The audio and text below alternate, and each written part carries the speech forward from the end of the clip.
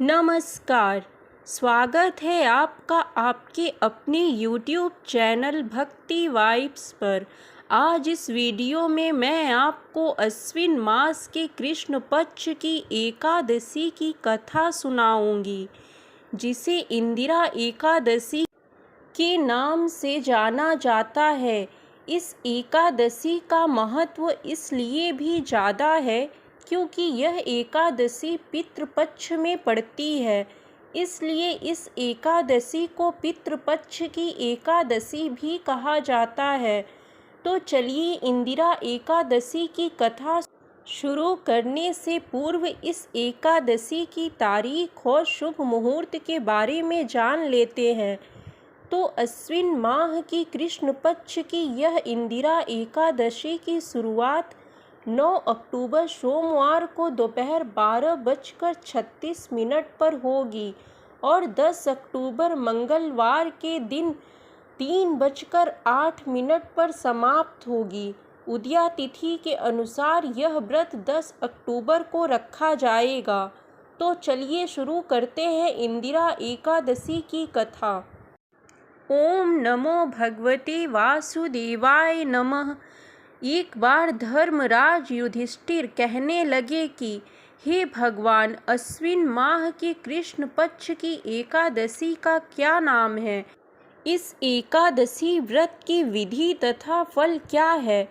कृपया करके कहिए।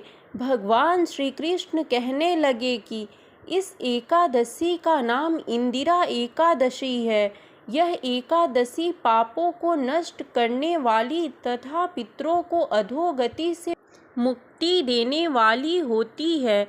हे राजन, ध्यान पूर्वक इस व्रत की कथा सुनो। इसके सुनने मात्र से ही वायपेय यज्ञ का फल मिलता है। प्राचीन काल में सतयुग के समय महिष्मती नाम की एक नगरी में इंद्रसेन नाम का एक प्रतापी राजा धर्म पूर्वक अपनी प्रजा का पालन करते हुए शासन करता था। वह राजा पुत्र, पौत्र और धन आदि से संपन्न और विष्णु का परम भक्त था। एक दिन जब राजा सुखपूर्वक अपनी सभा में बैठा था तो आकाश मार्ग से महर्षि नारद उतरकर उसकी सभा में आए। राजा उन्हें देखते ही हाथ जोड़कर खड़ा हो गया और विधि पूर्वक आसन व अर्घ्य दिया। सुख से बैठकर मुनि ने राजा से पूछा कि हे राजन, आपके सातों अंग कुशल पूर्वक तो हैं, तुम्हारी बुद्धि धर्म में और तुम्हारा मन विष्णु भक्ति में तो रहता है। देवर्षि नारद की ऐसी बातें सुनकर राजा ने कहा, हे महर्षि, आपकी कृपा से मेरे राज्य में सब कुशल है तथा मेरे यहाँ यज्ञ कर्मादि सुकृत हो रहे हैं। आप कृपा करके अपने आगमन का कारण कहिए। तब ऋषि कहने लगे, हे राजन, आप आश्चर्य देने वाले मेरे वचनों को सुनो।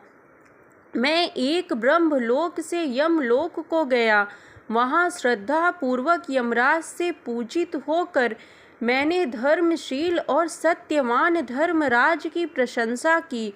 उसी यमराज की सभा में महान ज्ञानी और धर्मात्मा तुम्हारे पिता को एकादशी का व्रत भंग होने के कारण देखा। उन्होंने संदेशा दिया, सो मैं तुम्हें कहता हूँ। उन्होंने कहा कि पूर्व जन्म में कोई विघ्न हो जाने के कारण मैं यमराज के निकट रह रहा हूँ। इसलिए हे पुत्र, यदि तुम अश्विन कृष्णा एकादशी का व्रत मेरे निमित्त करो तो मुझे स्वर्ग की प्राप्ति हो सकती है। इतना सुनकर राजा कहने लगा कि हे महर्षि, आप इस व्रत की विधि मुझसे कहिए। नारद जी कहने लगे, अश्विन माह की कृष्ण पक्ष की दशमी के दिन प्रातः काल श्रद्धा पूर्वक स्नान आदि से निवृत्त होकर पुनः दोपहर को नदी आदि में जाकर स्नान करें। फिर श्रद्धा पूर्व पितरों का श्राद्ध करें और एक बार भोजन करें। प्रातः काल होने पर एकादशी के दिन दातून आदि करके स्नान करें। फिर व्रत के नियमों को भक्ति पूर्वक ग्रहण करते हुए प्रतिज्ञा करें कि मैं आज संपूर्ण भोगों को त्याग कर निराहार एकादशी का व्रत करूँगा। हे अच्युत, हे पुंडरीकाक्ष, मैं आपकी शरण में हूँ, आप मेरी रक्षा कीजिए। इस प्रकार नियम पूर्वक शालिग्राम की मूर्ति के आगे विधि पूर्वक श्राद्ध करके योग्य ब्राह्मणों को फलाहार का भोजन कराएं और दक्षिणा दें। पितरों के श्राद्ध से जो बच जाए उसको सूंघ कर गौ को दें तथा धूप, दीप, गंध, पुष्प, नैवेद्य आदि सब सामग्री से ऋषिकेश भगवान का पूजन करें। रात में भगवान के निकट जागरण करें। इसके पश्चात द्वादशी के दिन प्रातः काल होने पर भगवान का पूजन करके ब्राह्मणों को भोजन कराएं। भाई बंधुओं, स्त्री और पुत्र सहित आप भी मौन होकर भोजन करें। नारद जी कहने लगे कि हे राजन, इस विधि से यदि तुम आलस्य रहित होकर इस एकादशी का व्रत करोगे तो तुम्हारे पिता अवश्य ही स्वर्ग लोक को जाएंगे। इतना कहकर नारद जी अंतर्ध्यान हो गए। नारद जी के कथनानुसार राजा द्वारा अपने बांधवों तथा दासों सहित व्रत करने से आकाश से पुष्प वर्षा हुई और उस राजा का पिता गरुड़ पर चढ़कर विष्णु लोक को गया। राजा इंद्रसेन भी एकादशी के व्रत के प्रभाव से निष्कंटक राज्य करके अंत में अपने पुत्रों को सिंहासन पर बैठाकर स्वर्गलोक को गया। हे युधिष्ठिर, यह इंदिरा एकादशी के व्रत का महामत्य मैंने तुमसे कहा।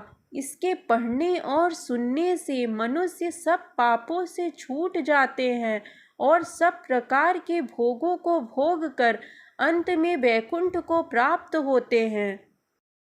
यह कहानी समाप्त होती है यहीं पर। अगर आपको यह वीडियो अच्छी लगी तो इस वीडियो को लाइक करें, शेयर करें, कमेंट बॉक्स में राधे राधे लिखें और चैनल को सब्सक्राइब करना बिल्कुल भी मत भूलिएगा। मिलते हैं नई जानकारी के साथ नेक्स्ट वीडियो में।